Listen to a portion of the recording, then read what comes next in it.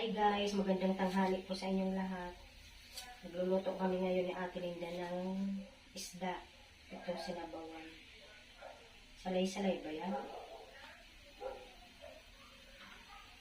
Maghiwa muna ako ng sibuyas. Okay.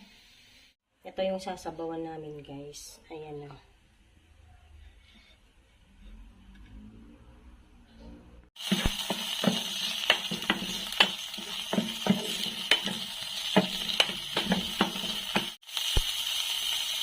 Ayan guys, isahin muna natin yung sibuyas, kamatis, bawang, saka luya, pinagsama-sama na namin. Ayan, ihulog na natin yung isda.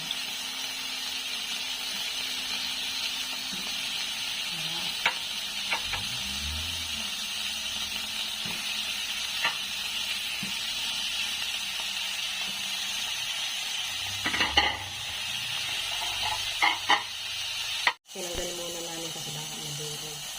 Halagay muna natin yung pang-asin.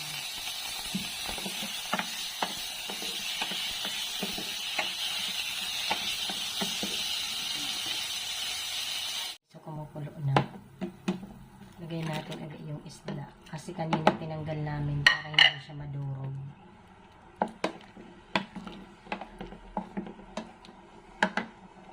Guys, so kamyas ang pinang-asim namin.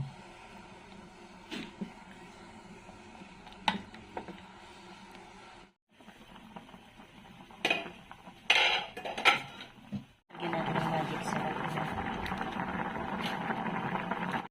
Ayan, lagyan na natin guys yung kangkong. Kangkong pala yung pinanghalo namin. Hindi talbos.